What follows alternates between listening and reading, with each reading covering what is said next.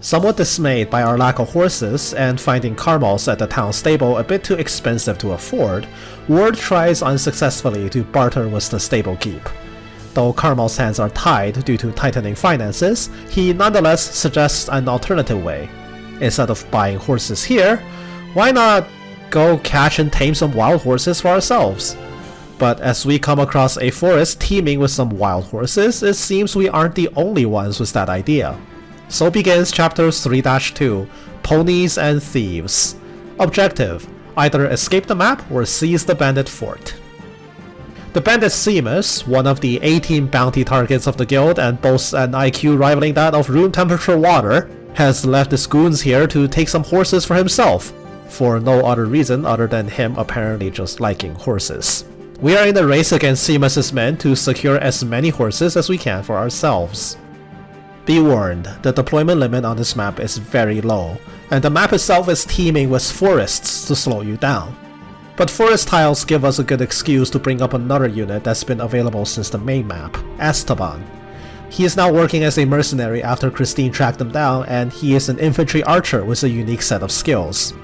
Between hide, huntsman, and camouflage, he is uniquely suited to forest combat and does well when either he or his enemies are in forest tiles, since he receives extra bonuses from these terrain and negates the terrain bonus of forest tiles for enemies.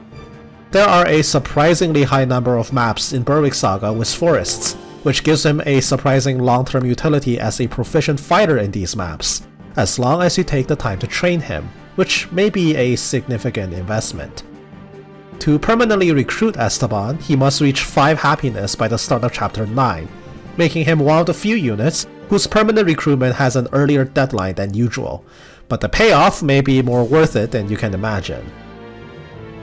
With only 5 units to bring, this map appears to have no forced deployment, but you are virtually forced to bring CZENE. This map introduces a young foe that will kickstart the storyline for CZENE's character and promotion. Not bringing CZENE to this map will lock her out of her promotion path, essentially dooming her viability as a unit for the rest of the game. So make sure a slot is spared for her. Additionally, to unlock the promotion with CZENE deployed, you must then clear the map by seizing instead of escaping. This is not too big of a deal, not only is Seamus a bounty target, but one of the enemies at the fort also drops an item for Erzheimer's collection, which means that seizing is the preferred way to beat the map anyway. Initially, there are 4 wild horses on this map for the taking between your team and Seamus, but the young grey foe will be immediately taken and brought to Seamus as part of a scripted event, leaving 3 up for the taking. With how far the horses are away from you, some of these horses are simply too far to rescue. Aim to secure 2 of the horses at best, or just simply settling for the starting 1 horse near you. The true prize on this map aren't the horses anyway, it's the man himself, Seamus. Somewhat annoyingly, Seamus will, without warning, become active at the end of turn 10, and his first order of business is to flee the map. Of course, with the escape point being 1 literal tile away from where he is, he will vanish off the map in the blink of an eye. If the northern escape route is blocked, his active AI will path him towards the southeast instead, attacking you if you get in his way. Ensure he doesn't run away and take him in, dead or alive. There will be a few waves of bandits that reinforce out of Seamus' fort as the map goes on, with the final wave spawning in on turn 11. On turn 8, one of the axe bandits that comes in will be holding a droppable crooked axe.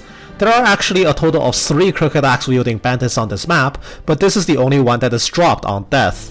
The others will have to be captured to get their weapons. Erzheimer is looking for a crooked axe for his collection, but if you were to procure more, feel free to use the extras. Crooked axes are the equivalent to Fire Emblem's Devil Axes, with a set 1/8 chance to backfire and damaging yourself instead. The crooked axe boasts an absurdly high might, enough to smash through some of the toughest enemies in the game. If you aren't Iron Manning, the sheer power of a crooked axe is definitely worth the risk. Once Seamus is taken down and the crooked axe is acquired, and we caught as many wild horses as we can, have CZENE seize the fort to end the map. She will come upon the earlier foe horribly injured and abused, and starts to nurse it back to health. And so begins a heartwarming story with CZENE and this baby horse, which will play out over the next few chapters, culminating in her promotion. While I leave the actual development of the story to your eyes, let's wrap up our business in town and move on to chapter 4. See you soon.